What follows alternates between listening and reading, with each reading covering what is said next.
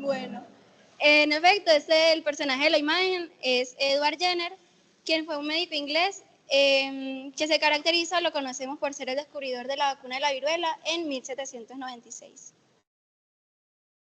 Bueno, ahora sí vamos a entrar un poquito más en materia con lo que es el tema e iniciaremos por la anatomía. En este caso, los que vemos involucrados en anatomía de hemorragia digestiva es el tubo digestivo. Iniciaremos hablando sobre lo que es la histología. La histología del tubo digestivo, si bien sus capas van a tener ciertos cambios dependiendo del órgano del cual estemos hablando, van a ser 4. De interna a externa vamos a tener la mucosa, que va a ser la capa que va a estar en contacto con la luz y que la va a tapizar y que va a estar con su lámina propia altamente vascularizada. La capa submucosa, que va a ser la capa donde vamos a tener vasos sanguíneos y donde se va a encontrar el plexo mucoso o de Meissner. En la capa muscular, que vamos a tener 2 capas, que serían la capa muscular circular interna y la longitudinal externa, y entre estas dos vamos a tener el plexo mientérico o de Auerbach. Y por último, la capa serosa o adventicia, que va a ser un equivalente a si el órgano está rodeado por peritoneo o no. En este caso, si el órgano es un órgano intraperitoneal, va a estar rodeado de una capa de peritoneo visceral y vamos a tener la capa como serosa. Mientras que si el órgano es retroperitoneal, la capa será la adventicia. Bueno, otro punto importante en este caso es la irrigación y el drenaje.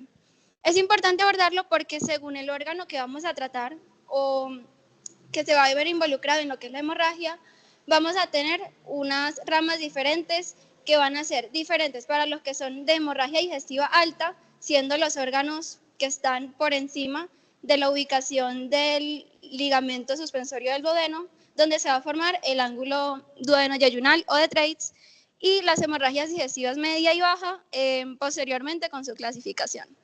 Vamos a tener 3 ramas arteriales impares que se van a originar de la parte ventral de la aorta abdominal. E iniciaremos también hablando sobre lo que es el drenaje venoso, porque es muy importante tener en cuenta que los órganos del tracto digestivo van a tener un paso hepático antes de llegar otra vez a la circulación sistémica.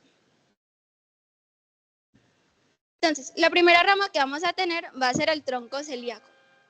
Es muy fácil si nosotros lo podemos como subclasificar según la embriología. Entonces, no sé si ustedes recuerdan cuáles son los derivados del intestino primitivo anterior.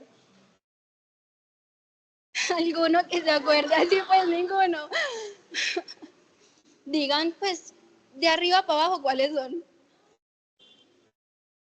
0. Bueno, el estómago. Bueno, vamos a tener entonces lo que es el estómago, el duodeno y otros órganos como son el hígado, la vesícula, el vaso y el páncreas. Entonces, este tronco celíaco va a dar otras ramas por sí mismo, iniciando con la arteria gástrica izquierda que va a ir a la curvatura menor del estómago y va a hacer anastomosis con la gástrica derecha.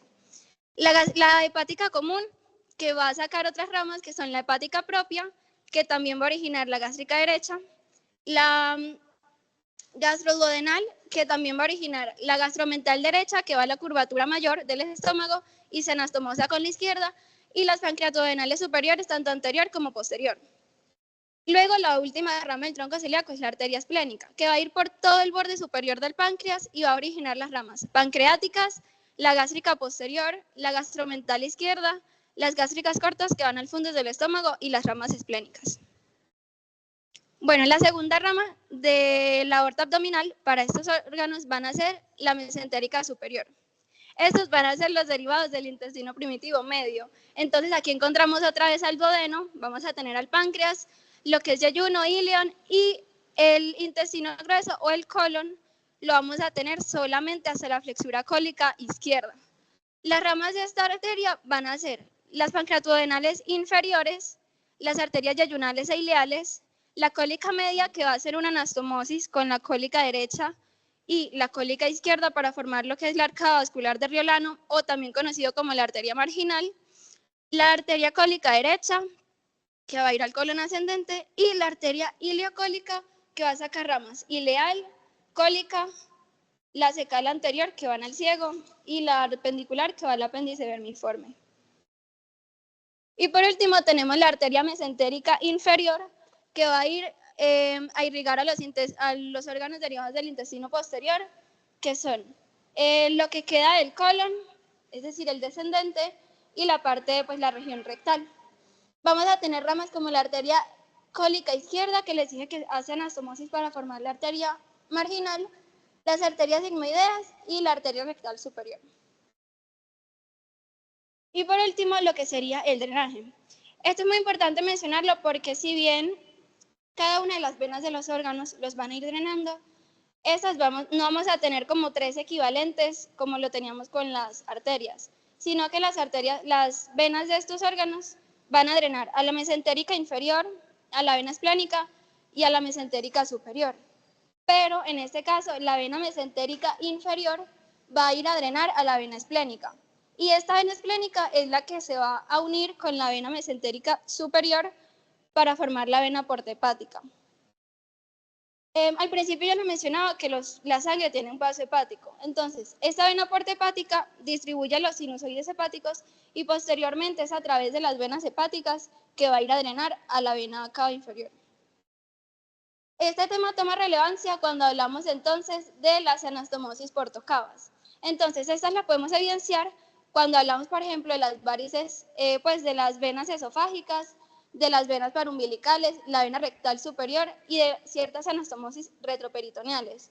Entonces, abordamos el tema porque, por ejemplo, y muy por encimita, si se presentase un caso que ocasione una hipertensión portal, estas venas podrían tener pues participación en lo que es una hemorragia digestiva, por ejemplo, superior, si hablásemos de unas varices esofágicas. Y así dependiendo de la clasificación de las hemorragias, según ya les comentaremos más adelante. Bueno, entonces ahora vamos a hablar sobre un poquito de la epidemiología.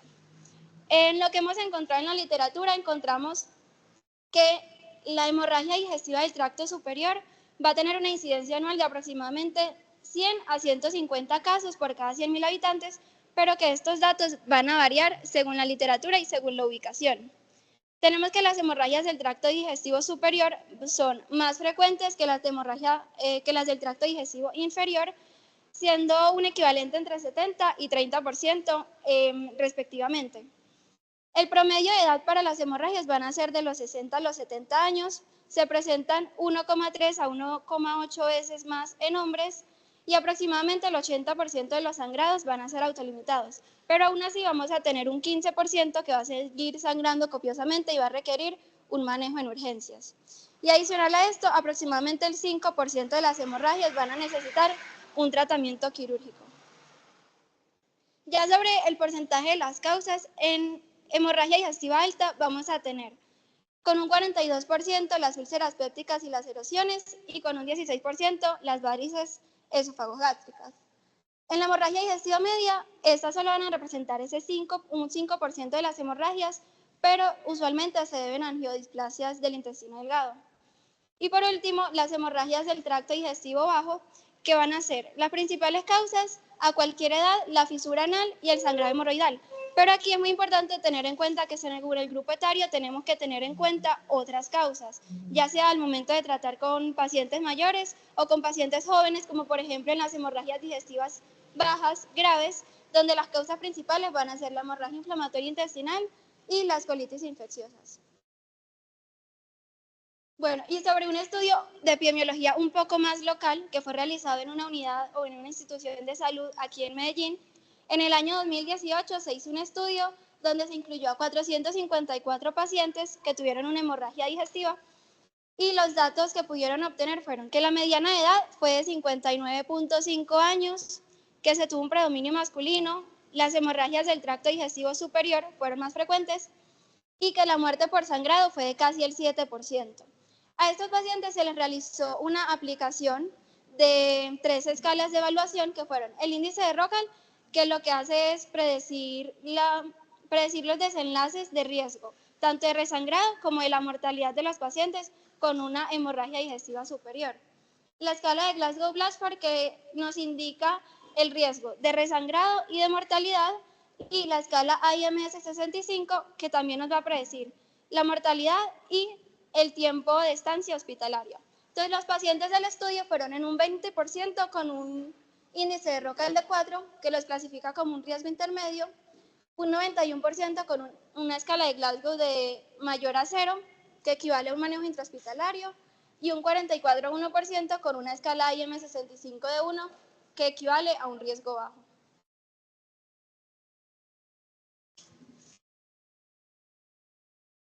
Bueno, ya entrando en materia, pues vamos a iniciar con el sangrado digestivo superior. Vamos a irlo abordando poco a poco, desde lo más pequeño hasta los aspectos más importantes, como puede ser la terapéutica final.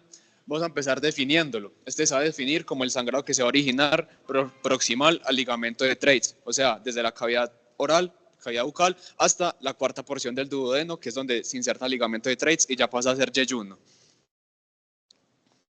Entonces, es importante que manejemos la terminología correcta para saber enfocar la hemorragia de nuestro paciente. En este caso, para saberla enfocar hacia una hemorragia digestiva superior o alta.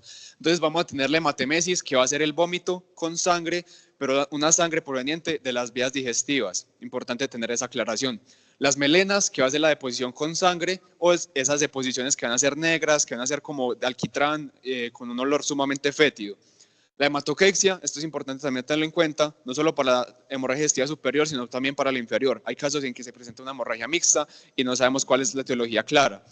La hematoquexia es con sangre rutilante, la sangre rutilante es la sangre fresca, la sangre rojita con las propias heces, la rectorragia, el paso de sangre rutilante por el recto, y términos importantes como la hemorragia digestiva oscura, que este va a ser un sangrado persistente sin una etiología clara después de estudios imagenológicos. Decimos estudios imagenológicos refiriéndonos a endoscopia y colonoscopia. Y la hemorragia digestiva oculta, que este va a ser un sangrado clínicamente que no es evidente, pero que se va a detectar mediante pruebas de sangre oculta en heces, como puede ser la prueba de Guayaco. En cuanto a su etiopatogenia, es importante mencionar pues, que la mucosa gástrica va a tener unos factores protectores importantes. Estos van a ser el moco, el bicarbonato, las prostaglandinas y el flujo sanguíneo pues, constante dentro de él. Cuando este equilibrio se ve alterado, la secreción de ácido y las defensas, pues el ácido va a ser corrosivo contra el epitelio. Este daño va a ser progresivo y esto va a llevar a la generación de una úlcera. Esta úlcera va a generar inflamación, debilitamiento de paredes arteriales, pudiendo generar pseudoneurismas, rupturas y por último, pues una hemorragia. Esto es importante correlacionarlo con la principal causa o las principales causas de la hemorragia digestiva superior. Tenemos que la principal causa van a ser las úlceras pépticas perforadas, ya sea gástricas o duodenales. Dentro de la literatura pues está reportado que las úlceras duodenales tienen mayor prevalencia, mayor incidencia sobre las gástricas, aproximadamente entre un 20 y un 67%, pero el promedio es un 50% de los casos. Es importante también mencionar la prevalencia del Helicobacter pylori, entre más o menos el promedio un 50%, que va a estar asociado en un 90% de las úlceras duodenales y en un 70% de las úlceras gástricas. Va a ser el agente etiológico principal. La segunda etiología principal en cuanto al sangrado digestivo superior va a ser de las varices esofágicas y gástricas. Y aquí es donde pues mencionarles, para los que saben o los que no saben también, el sangrado digestivo superior se puede dividir en dos, en un sangrado variceal o un sangrado no variceal. Pues como para temas de practicidad para la charla, nos vamos a enfocar más en el sangrado de origen no variceal. En la última diapositiva tenemos como un pequeño enfoque en el sangrado de origen variceal, pero realmente ese va a tener un enfoque un poco distinto. Y ya lo que pueden observar, distintas causas como puede ser esofagitis, gastropatía erosiva o síndrome de Mallory-Weiss. ¿Alguno sabe qué es el síndrome de Mallory-Weiss? Algunos de los chiquitos que digan. No, se está muy grande, viejo.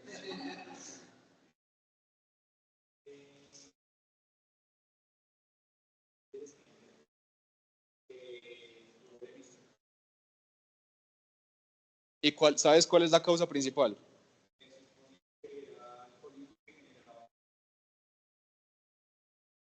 Exacto, listo. ¿Sí escucharon todos? El síndrome de Mallory-Weiss va a ser una erosión, pues todos se ubican en la línea Z, que es el cambio de epitelio entre el esófago y el estómago. Como hace un cambio de epitelio, va a ser pues un tejido con cierta debilidad. Por ejemplo, a la persona estar expuesta a múltiples episodios eméticos, eso va a aumentar la presión gástrica y va a hacer que ese epitelio pues, se erosione. Eso con el tiempo va a generar una úlcera de ese epitelio y pues va a generar el síndrome de Mallory-Weiss. Generalmente se presenta pues en las personas que son sumamente alcohólicas, que tienen muchos episodios eméticos y pues se terminan desgarrando la línea Z. Entonces, pues es importante, ya sabemos cuáles van a ser las principales manifestaciones clínicas, pero tenemos que saber cómo abordar a un paciente con hemorragia digestiva superior, qué le vamos a hacer, qué vamos a interrogar, qué vamos a ir a buscar. Entonces, primero, mediante anamnesis, semiología, interrogatorio, definamos, ¿esa hemorragia es aguda o crónica? Ese paciente va a estar hemodinámicamente estable o inestable. Vamos a evaluarlo mediante aspectos importantes como puede ser la presencia de hematemesis, las melenas o la rectorragia, y mediante exámenes de laboratorio como la hemoglobina, gases, y perfil hepático, función renal, estadificar el paciente mediante presión arterial y frecuencia cardíaca, y ahí entramos a definir lo que les mencionaba arriba, si está hemodinámicamente estable o inestable. Importante tener esto en cuenta porque si un paciente nos llega al servicio de urgencias, una hemorragia del tracto superior, hemodinámicamente inestable, paciente primero se debe estabilizar para poder después llevarlo a las intervenciones terapéuticas. No lo quisimos traer pues directamente a la charla porque esto es pues tema de otra charla que lo vamos a ver en la charla de líquidos y para reanimación, pero pues importante tener en cuenta los índices de choque, cuándo reponer líquidos y cuándo reponer hemoderivados. Y lo que les mencionaba, al interrogatorio, pues indagar sobre episodios de hemorragias previas, si en la familia hay antecedentes de discrasias sanguíneas, antecedentes de enfermedades crónicas que pueden llegarse a relacionar con la hemorragia que se está presentando, y muy importante pues preguntar sobre ingesta de alcohol crónico o de AINES, ya que pues esto nos puede llevar enfocado más a una hemorragia de origen variceal que no variceal. Y al examen físico, buscar monitorización constante de signos vitales. Un llenado capilar, por ejemplo, un llenado capilar mayor de 2 segundos, pues nos estaría indicando que estamos en un paciente chocado, entonces necesitaríamos estabilizarlo primero para llevarlo pues después a terapéutica. Monitorizar gastrourinario, hepatomegalia, signos que nos puedan indicar que ese paciente tenga, por ejemplo, una cirrosis alcohólica, que nos pueda llevar a pensar que tenga una ruptura de varices. Y lo mismo, verificar si tiene masas palpables, inducidas, pulsátiles, o si en el tacto rectal, al realizarlo, sale el guante impregnado de sangre. Una vez pues hicimos el ejercicio semiológico de enfocar a ese paciente, lo estabilizamos o lo ingresamos al servicio, debemos estratificar a ese paciente para saber si primero debemos orientarlo hacia un manejo ambulatorio o manejo hospitalario y darle manejo, o si requiere un manejo pues, endoscópico o terapéutico pues rápidamente. Para esto pues necesitamos identificar el pronóstico en base a ciertos aspectos clínicos, ya sea de laboratorio o endoscópicos, para determinar qué: riesgo de muerte, la urgencia de la endoscopia y el tipo de manejo. Como mencionamos anteriormente, para esto vamos a utilizar dos scores principalmente. En la literatura hay muchos scores mencionados, pero la sensibilidad y la especificidad de muchos es muy baja. Realmente los que se prefieren usar es el Glasgow-Blatchford, que es un score de uso preendoscópico, y la escala de Rockall, que es pre y post endoscópico.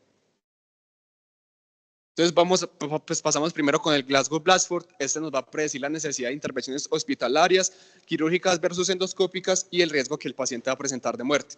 Nos va a evaluar estos aspectos: el boom, la hemoglobina, dependiendo si es hombre o mujer, la presión arterial, el pulso y las comorbilidades que pueda presentar la persona, como puede ser melena, síncope, que presente enfermedad hepática o falla cardíaca. Y lo vamos a clasificar según el puntaje. Si es menor a 1 o 3 puntos, ese paciente va a requerir un manejo extrahospitalario y no va a requerir ninguna endoscopia. Si es menor a 6 puntos, es un riesgo bajo y se requiere un manejo conservador, pues observación y determinar el paciente cómo evoluciona. Y si es mayor a 6 puntos, se cataloga al paciente como un riesgo alto y se dice que se requeriría un manejo endoscópico dentro de las primeras 24 horas. Pasamos al índice de Rockall. Este índice va a ser pre y posendoscópico, como les mencioné.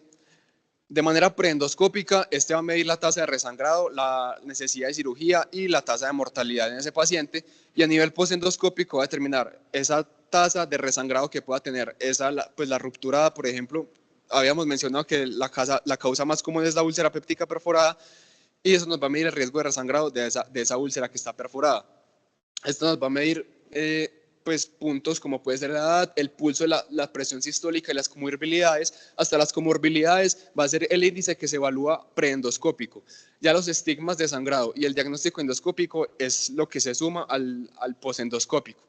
Entonces se va a catalogar de 0 a 2 puntos, va a ser un riesgo de resangrado bajo, de 3 a 4 puntos, un riesgo medio, y mayor a 5 puntos es un riesgo alto de resangrado. Importante, a este paciente ya lo clasificamos. Lo clasificamos, por ejemplo, nos dio un ROCAL de 5 puntos, tiene una alta probabilidad de que de esa úlcera vuelva a sangrar. Entonces, ese paciente se le indica, por ejemplo, una endoscopia de vías superiores en un tiempo menor a 12 horas. Los pacientes que tengan un índice mayor de 6, se les indica la endoscopia en un tiempo menor a 12 horas. Si fuera, por ejemplo, en un estadio medio, se indicaría en 24 horas. Tenemos la clasificación de Forrest. Esa lo que nos va a hacer es evaluar las características endoscópicas de las úlceras gastroduodenales. Esto nos va a tener como objetivo clasificar la severidad de esa hemorragia que nos encontremos y se usa como un predictor tanto para mortalidad como para riesgo de resangrado. La clasificación va a tener estos 6 aspectos y nos va a caracterizar pues la propia lesión, que va a ser ensangrado en chorro, en capa, un vaso visible, un coágulo adherido, mancha hemática plana y ya sí se ve el fondo de fibrina.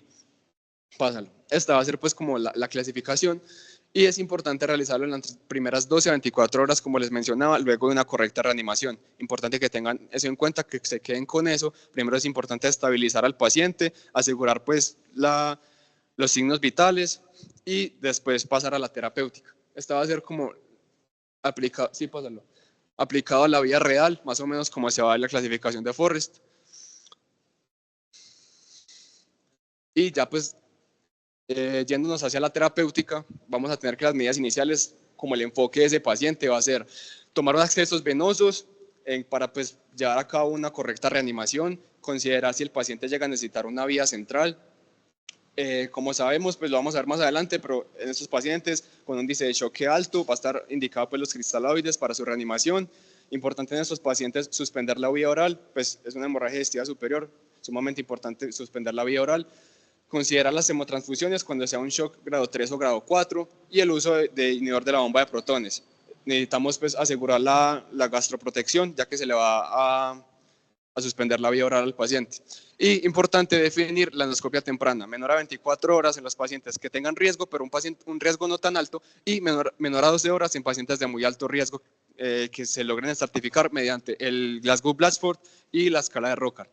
Importante si ese paciente, pues mediante la endoscopia va a ser terapéutica y diagnóstica y terapéutica. Importante, casi siempre, en la mayoría de los casos, más del 80% de los casos, logra resolver con la endoscopia. ¿Qué pasa? En la endoscopia pues inyectan inyeccioncitas de epinefrina, hemoclips, terapia de criogenización, creo que se dice. Y cauterización, son varias técnicas. En la mayoría de los pacientes esto les sirve. ¿Qué pasa si a este paciente no le sirve, la hemorragia no se detiene con la endoscopia digestiva superior? Se debe considerar distintas terapéuticas, como lo puede ser la heterografía mesentérica, una gamografía con eritrocitos marcados, pues que son técnicas que nos van a poder proporcionar una mayor exactitud de dónde es la hemorragia y para llegar a tratarla oportunamente. Ya si ese paciente se complica demasiado, si no, su sangrado no resuelve con absolutamente nada, en casos muy extremos, esto es muy raro, se indica pues la laparotomía exploratoria para llegar a buscar ese sangrado y casi siempre ese paciente termina con una resección grandísima de intestino. Y lo que les mencioné al inicio, pues no quisimos enfocar la charla hacia el origen variceal, pero las terapéuticas más indicadas van a ser la ligadura de las bandas superiores a escleroterapia.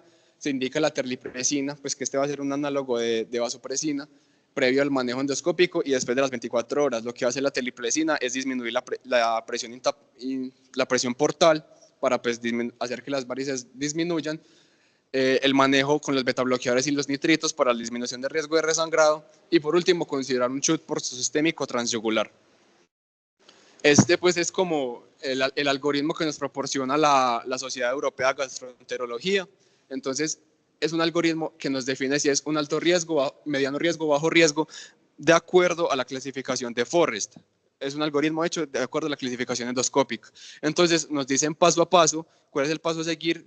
Por ejemplo, nos dice, es un Forrest 1A, 1B, 2A, Con una hemostasia endoscópica se le da epinefrina más hemostasia, ya sea térmica, mecánica o esclerosante, y nos da el manejo a seguir. Paciente que se tiene que dejar con inhibidor de la bomba de protones, en bolos, y después seguir con una infusión, y después hacerle todas las terapéuticas indicadas, que sería ir a buscar la causa de por qué ese paciente pues tuvo esa hemorragia. Como les había mencionado antes, la causa principal va a ser el Helicobacter pylori. Entonces, dentro de la propia endoscopia se puede tomar una biopsia para ver si el Helicobacter pylori pues, es el agente causal, o posteriormente se puede hacer una prueba de aliento para el Helicobacter pylori. Y así pues como cada uno de los aspectos nos indica el algoritmo. Ahora, hablando de la hemorragia digestiva inferior, esta va a ser definida como ese sangrado que se origina distalmente a la válvula ileocecal, es decir, va a ser dentro del colon y en el recto. Algo importante aquí es que se presenta con hematoquesia, que como ya vimos va a ser ese sangrado combinado con heces, mientras que la rectorragia va a ser ese sangrado que es rutilante, fresco o las melenas. Ya sabemos estas definiciones. Sin embargo, algo importante que debemos aclarar aquí es que el único síntoma que me va a decir es indicativo de esta patología es la hematemesis. ¿Por qué? Porque si tengo este síntoma, voy a pensar en una hemorragia digestiva alta. Ahora, en la hemorragia digestiva alta, media y baja se pueden presentar todos los síntomas. Por ejemplo, yo tengo un paciente que tiene un sangrado intestinal muy rápido, pero tiene una hemorragia digestiva superior. Ese paciente se puede presentar con una hematemesis. Hablando más de su etiología, lo podemos clasificar en 4 grandes grupos. Inicialmente las anatómicas, la más frecuente es la enfermedad diverticular, y algo importante aclarar aquí es que si yo tengo un paciente anciano, voy a sospechar más que todo de enfermedad diverticular, que se presenta en un 70-80%. Sin embargo, si es un paciente joven, yo voy a sospechar más que todo de hemorroides, ya que cuando el grupo etario es la prevalencia aumenta. Ahora, las vasculares. Tenemos, por ejemplo, la angiodisplasia, que va a ser más frecuente del intestino izquierdo, pero recordemos que si aparece en el lado derecho, por localización anatómica es más frecuente que sangren, ya que este es un sangrado arterial y tienen más riesgo de recurrencias. Dentro de las inflamatorias, la más frecuente es la enfermedad inflamatoria intestinal, y ya las neoplásicas como cánceres colorectales. Otra subclasificación sería esos sangrados post-polipectomía, ya que estos pacientes pueden presentar un sangrado alrededor de 20 días después. Pásala, por favor. Ahora, dentro de la evaluación, muy importante hacer una historia clínica detallada, preguntarle al paciente desde hace cuánto presenta este sangrado, es la primera vez, le hicieron una endoscopia recientemente. Dentro del examen físico, como ya lo vimos, no olvidar el tacto rectal. Siempre que un paciente me llegue con un sangrado digestivo, háganle tacto rectal. Si tiene un sangrado, si al hacer el tacto le sale con sangre o le sale con heces, esos son signos importantes. Los signos vitales. Tenemos que clasificar al paciente, ¿está inestable o está estable? Ya que esto me va a ayudar con el manejo y a entender cuál será el siguiente paso a seguir. Los paraclínicos, claro, importante, hemoleucograma, tengo que saber si esa hemorragia le está causando una anemia a mi paciente. También estudios renales, estudios hepáticos. La relación BUN-creatinina es muy importante en estos casos, ya que me van a permitir pues acercarme a un diagnóstico, ya que si esta relación está elevada, voy a sospechar más que todo de una hemorragia digestiva alta. También establecer el origen del sangrado, que esto pues ya vamos a ver cómo es, y detener la hemorragia activa, si es posible. Bueno, acá tengo una preguntita. Ya hablé sobre la enfermedad diverticular. ¿Qué son los divertículos? Protrusiones a la luz intestinal. Ajá. Bueno, entonces esos divertículos van a ser un abombamiento de la capa mucosa, ya que se van a dar en los puntos de inserción de los vasos rectos. Estos son los divertículos y pues sangran cuando están en diverticulosis. Ahora, para el manejo, como les dije, primero estabilicen a su paciente, pónganle líquidos. Esto es muy importante porque reduce la mortalidad significativamente. Algunas escuelas nos dicen, bueno, si tiene este paciente que le llegó con hemorragia digestiva, sáquele el índice de choque, que recordemos que es frecuencia cardíaca sobre presión arterial sistólica. Si ese índice de choque me da 1 o más, pues entonces tiene que manejar ese paciente intrahospitalariamente. Sin embargo, la ESG, que es pues como la guía de la hemorragia digestiva, nos dice, primero, sáquele el índice de Oakland, que como vemos, este índice evalúa ítems como edad, género, hemorragia digestiva previa. Por esto es muy importante el tacto rectal, frecuencia cardíaca. Algo importante aquí es que la hemoglobina nosotros la vemos más que todo en gramos por decilitro. Aquí está en otro valor. Y si esa escala de Oakland le da menor de 8, bueno, este paciente puede esperar. Le puedo hacer una colonoscopia dentro de las próximas 24 a 96 horas, pero si le da más de 8, ese paciente debe ser tratado intrahospitalariamente. Bueno, este es un resumen. Entonces, como ya les dije, evaluar la gravedad del sangrado por medio de la historia, examen físico, pruebas de laboratorio, todo lo que ya les mencioné. Si el adulto es mayor, ¿de qué voy a sospechar? Si el paciente es mayor. Muy bien, ¿y si es joven? Muy bien. Ahora, también evaluar el uso de medicamentos. Toma aspirina, toma clopidogrel, el uso de AINES, porque ya sabemos que este es un factor de riesgo para las úlceras. Entonces, si ese paciente está estable, ya le hice el hemoleucograma, le miré la hemoglobina. Si ese paciente tiene hemoglobina menor de 7, lo voy a transfundir. Pero si es cardiópata y la tiene menor de 8, también lo tengo que transfundir. Después de evaluar la hemoglobina, vamos a considerar la colonoscopia como la primera modalidad diagnóstica. Recordemos que esta también es terapéutica. Colonoscopia en paciente estable, esto es muy importante. Con una buena preparación con polietilenglicol y si es necesaria pues la sonda nasogástrica. Ahora, el otro punto es que si en el paciente pues no se puede hacer la colono o no indico nada, voy a pasar a este lado, que sería el del paciente inestable. Entonces, a los inestables los reanimo, les hago angiotac, que recordemos va a ver el sangrado cuando es mayor de 0,3 a 0,5 cc minuto y posteriormente le voy a hacer una angiografía que me sirve también como método terapéutico. Y considerar una endoscopia alta, ya que esto es muy importante. Si un paciente llega y yo le sospecho de sangrado digestivo inferior, pero está inestable, voy a sospechar de alta también. Los pacientes con hemorragia digestiva alta son los que más se inestabilizan. Ahora, hablando de hemorragia digestiva media, esto es un nuevo término que se está usando, es una actualización.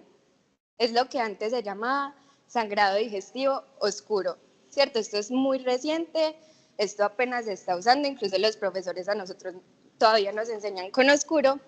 Y entonces la definición como tal de sangrado de intestino medio va a ser ese paciente que me llegó con los síntomas clínicos, le hice una endoscopia, luego le hice una colonoscopia y no me mostró nada. Y tengo que certificar que esa endo y esa colono si estén bien hechas. Entonces, ese sangrado va a ser entre el yeyuno y el ilion proximal. Y pues como ya les mencioné, se puede presentar con cualquiera de los síntomas, ya sabemos por qué. Y con una endo y una colono que estén bien hechas, ya voy a sospechar o voy a decir que sí, eso es una hemorragia digestiva media, no me salió nada en los estudios. Y bueno, de todas las hemorragias digestivas, la media presenta el 5%, entonces es poco común. Dentro de las causas comunes lo podemos clasificar entre mayores o menores de 40 años, enfermedad inflamatoria intestinal, úlceras por Aines, ya sabemos que es bastante común. Y dentro de las causas raras tenemos el sarcoma de Kaposi por estado SIDA. Y el púrpura de Scheulen-Henoch, eso es una inflamación de pequeños vasos de riñón, piel y del intestino. Bueno, ¿cómo podemos certificar que esos estudios sí fueron bien hechos para diagnosticar una hemorragia digestiva media? Tenemos la escala de Boston. Por ejemplo, en la María tienen en el lugar que se hacen las endoscopias esto pegado. Entonces el endoscopista empieza a chulear, bueno, si el intestino estaba limpio, el paciente se hizo pues todo lo que se tiene que hacer antes, que es ponerse un laxante de polietilenglicol, que ya se los mencioné. Y bueno, para el manejo, la primera opción en paciente estable es la videocápsula. Esto es una pastillita que el paciente se traga, pues el paciente no tiene que estar pendiente de recogerla en las heces, sino que eso envía la información a un computador y va tomando fotos, toma fotos de todo el intestino. Luego, la angiotac, que ¿cuánto sangrado ve la angiotac? ¿A partir de cuánto? Muy bien. Y la enteroscopia, que esta pues es como el mismo tubito de la endo, pero llega hasta más lejos y también sirve como método diagnóstico y terapéutico. Y listo, gracias.